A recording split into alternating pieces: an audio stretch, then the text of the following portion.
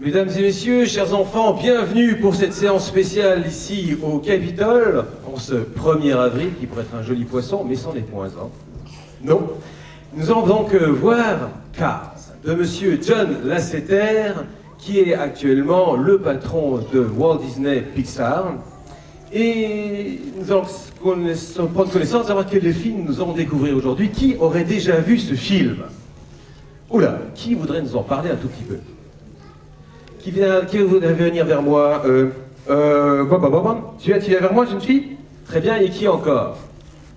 Vous deux avec le chapeau? Voilà, c'est parti. Allez! C'est parti.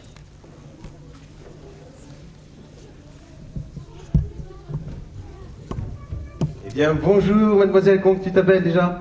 Bérénice. Bérénice. Alors, Bérénice, tu as donc déjà vu ce film? Tu l'as vu au cinéma ou ailleurs? Ailleurs. À la télévision? T'as peut-être le DVD? Non, mais par contre, Jack, je l'ai déjà vu.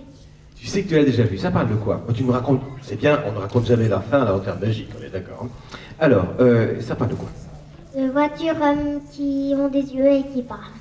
Des voitures qui ont des yeux qui parlent, c'est tout à fait naturel ça, hein? Non. Ah non, t'as pas une voiture qui a des yeux qui parlent à la maison? Non. Non. Et on a réalisé ça comment, une chose pareille? C'est que des images vraies, c'était inventé, C'est inventé. C'est inventé, de quelle façon? Par l'ordinateur. Par l'ordinateur. Excellent, je te remercie Bérénice. Tu peux regagner ta place. Mais bonjour, comment tu t'appelles toi? Timoléon. Timoléon. Et toi? Balthazar. Balthazar. Alors Timoléon, est-ce que tu sais toi comment est-ce qu'on a pu réaliser un film pareil, donc avec des images faites par ordinateur? T'as déjà vu dans un autre film réalisé par ordinateur par hasard? Tu penses pas? Bon, t'aimerais plutôt nous parler de Cars, c'est ça, hein? Alors, donc ça passe, ce sont des voitures qui ont des yeux et qui ont des bouches, et l'histoire c'est quoi? C'est l'histoire d'une course. C'est l'histoire d'une course de voiture, hein? Et quel est le personnage de cette histoire principale? Tu te souviens comment il s'appelle? Flash McQueen. Flash McQueen. Yes. Et vous avez déjà vu ce film? Oui. Oui. DVD. Et vous avez vu la suite? On a aussi le 2. Vous avez aussi le 2. Vous réjouissez d'avoir peut-être une troisième partie de ce film? Non, ça serait pas possible. Hein. Non, ça suffit 2, ça, on s'arrête là. Hein. Bon, d'accord, très bien. Eh bien, je vous remercie beaucoup à tous les deux pour gagner votre place. Merci. Donc, monsieur John Lasseter a réalisé d'autres films, parce que celui-ci date de 2006. Il en a réalisé d'autres avec l'équipe de Pixar. Qui pourrait me citer d'autres films réalisés par l'équipe de Pixar? Quelqu'un aurait une petite idée? Oui, à haute voix, c'est possible? Et quoi donc? Tout en haut, qui c'est qui a une idée? Oui, vas-y, dis-moi. Toy Story. Eh bien, ça, c'est le tout premier de la série qui était réalisé en 1996. C'est avec ce film-là que John Lasseter a été connu dans le monde entier. Oui. Le monde de Nemo, tout à fait. C'est la première fois qu'on a réussi à réaliser des images incroyables, à faire de l'eau avec des pixels, qui est la plus petite unité de numérique pour réaliser un film en numérique. C'est une espèce de petite chose, la pixel, c'est Picture Element, c'est la contraction de ces deux mots, et c'est comme un puzzle en fait que vous avez là, une image numérique.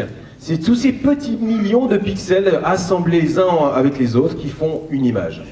Alors, d'autres? Oui. Wall-E, exactement. Un film extraordinaire. D'autres encore? Qui c'est qui a une idée? Oui, toi? Vas-y, dis-moi, parle très fort.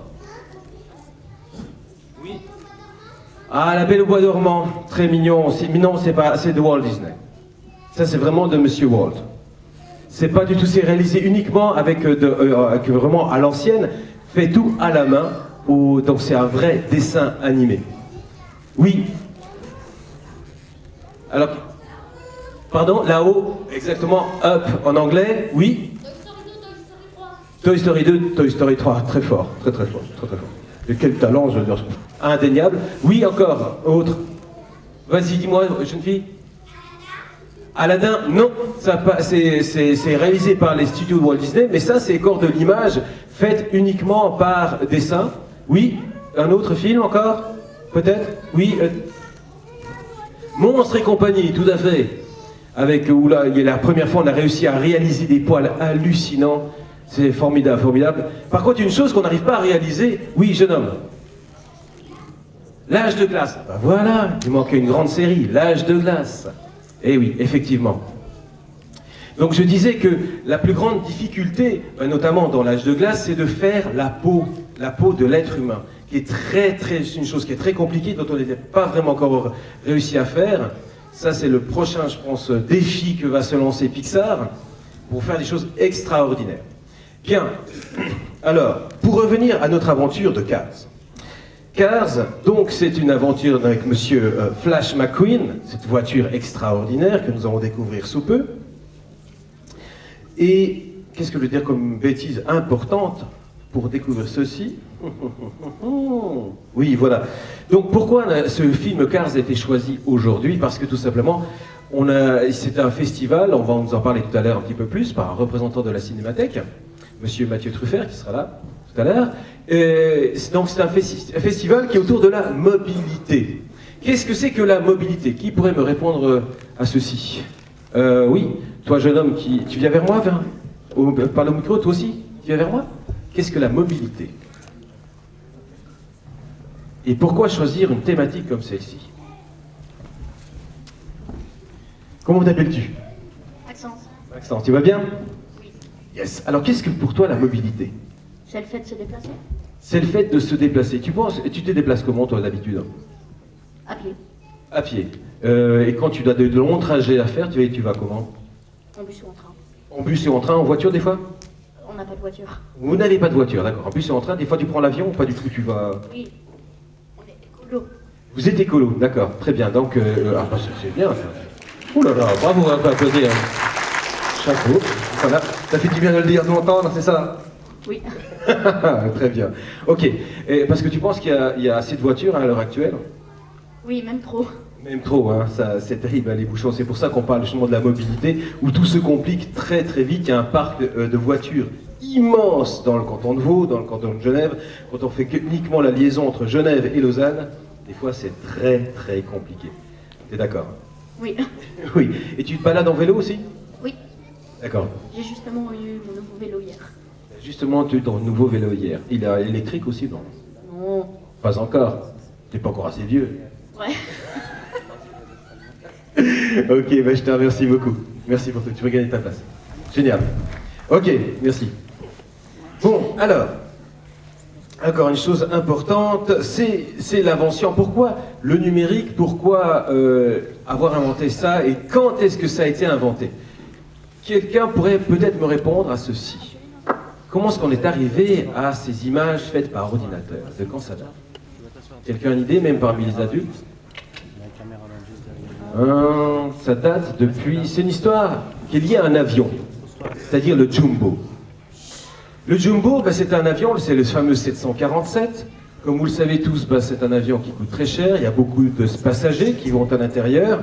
Et chaque fois que les pilotes devaient s'entraîner, c'est un peu compliqué de s'entraîner avec un zinc aussi monstrueux. Donc, ils ont inventé le fameux essai avec les essais avec un ordinateur, tout simplement. Et c'est comme ça que s'est développé au fur et à mesure du temps tout le système numérique. Numérique parce que c'est fait avec des chiffres. D'accord? Ça, on parle des pixels et tout ça, mais c'est une suite de chiffres, c'est une numérisation, je vais y arriver. Numérotation. C'est une suite de chiffres qui donne un aspect numérique. Donc tout ce que vous voyez, en fait, c'est une suite de chiffres qu'on a. Et c'est ainsi qu'est arrivé le numérique. Ensuite est arrivé Toy Story, dont on a parlé tout à l'heure, en 1996. Et depuis lors, ça a supplanté parce qu'on a pu voir que grâce à l'ordinateur, on peut créer des mondes absolument imaginaires. C'est infini. Ça peut être infini seulement... suite à la capacité de l'ordinateur, bien sûr, et de l'imaginaire même de l'être humain. Comment réalise-t-on maintenant un film? Qui parmi les membres de la Lanterne Magique ici présents peut me dire comment est-ce qu'on réalise, par exemple, un film tel que celui-ci? On commence par quoi? On commence par quoi? Au tout début, vous êtes devant votre page blanche, peut-être, et puis vous êtes désireux de réaliser un film. Tu viens vers moi? Merci.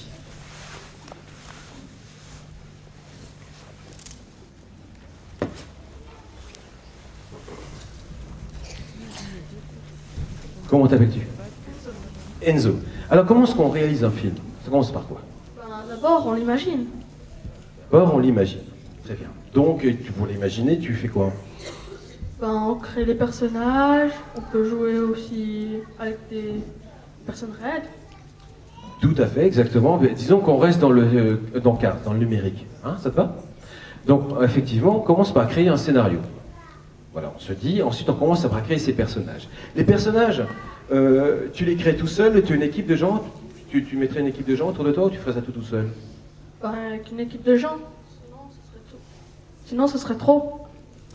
Tout à fait, exactement, ce serait tout. Donc il faut se mettre en accord avec les uns et les autres pour que les personnages que tu as imaginés, inventés et créés sur scénario, tu puisses les avoir. Par exemple, dans Cars, il faut inventer les différents personnages. Et comment est-ce que tu fais pour les mettre en image? Je sais pas. Eh bien, par exemple, dans le dessin animé, on se met à créer une personnage soit en cire, tu vois, qui permet d'avoir dans différentes postures pour ensuite pouvoir le dessiner. Parce que c'est à peu près pareil avec l'ordinateur. On crée une image de synthèse sur ton écran d'ordinateur, on se met en accord sur le personnage, les différents personnages, et à partir de là, on les développe. D'accord, hein? Et puis, si tu veux mettre une voix maintenant à ton personnage, ou à tes personnages, tu fais comment? On le fait nous-mêmes. Avec les studios. Avec les studios. Et tu fais comment ça nous-mêmes avec les studios? Il y a des machines exprès pour enregistrer la voix. D'accord. Et c'est les voix de qui? De quoi? De nous. De nous, êtres humains. Donc tu engages plutôt des acteurs, de préférence, ou des gens qui sachent suffisamment bien parler et s'exprimer et amuser les gens. D'accord. Et puis aussi au dessin, dans tout ce qui est numérique, on le fait plutôt avant ou après? Avant. Avant, exactement. Exactement comme la même chose, comme avec les dessins animés. Sauf bien entendu, si tu dois adapter ça dans une langue étrangère. On est d'accord. C'est très bien, je te remercie beaucoup, jeune homme. Donc en gros, on a un peu tout ça. Il faut faire cet alliage entre les images, le son, la musique aussi, qui est très importante, parce que sans musique, eh bien, des fois, il y a les ambiances qui ne sont pas les mêmes. D'ailleurs, comment est-ce qu'est arrivée la musique au cinéma? Est-ce que quelqu'un pourrait me dire? Pourquoi on a mis de la musique au cinéma? Au tout début... Ouais, tu viens vers moi? Oui, viens vers moi. Merci, mademoiselle. C'est important. Au tout début, le cinéma, il était sonore, il était en noir et blanc, il était en couleur. Qui c'est qui pourrait me dire? Oui, dis-moi très fort. Oui. Il était muet et en noir et blanc. Déjà, ça nous met sur la piste. Ton prénom? Ouma. Ouma. Alors, comment est arrivée donc la musique au cinéma? Pour qu'on comprenne mieux si c'est bien aussi, comme si c'est triste, si c'est heureux. Exactement. Et puis surtout, c'est qu'au tout début, figure-toi que la cabine de projection, tu vois, qui est tout là-haut, qui est cachée, là, il y a un projectionniste qui est derrière. Eh bien, à l'intérieur, il y a un projecteur. Et un projecteur, tu penses, ça fait du bruit ou pas de bruit? Pas de bruit. Eh bien, figure-toi, c'est un bruit vraiment très fort. Ce qui fait que c'est même assourdissant. Donc, comme ce projecteur était au milieu de la salle, ce qui fait que les gens devenaient un peu sourdingues. Et on s'est dit, ça coupe un petit peu l'attrait de voir l'image, on était toujours un peu perturbé par ce son. Donc on a commencé à faire venir un pianiste. Après ça, il y a eu des orchestres, immenses orchestres qui étaient là, et même jusqu'à des orgues de cinéma, comme il y en a un actuellement au Théâtre Barnabé à Servion, etc. etc. Enfin, c'est vraiment, c'est comme ça qu'est arrivée la musique, et puis on a commencé à comprendre que grâce à la musique, on peut, justement ce que tu as dit, on peut découvrir des sentiments, des émotions nouvelles. Voilà, c'est comme ça qu'est arrivée la musique. Je te remercie beaucoup. Bien. Alors, je ne sais pas l'heure qu'il est, mais il est l'heure. Alors, Mathieu Truffert, est-ce que tu es dans la salle? Je pense que tu es là. Voilà.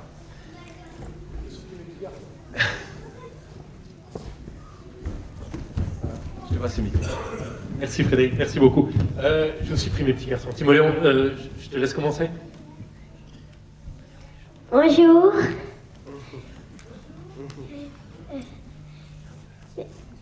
Bienvenue à la Cinémathèque suisse de Lausanne.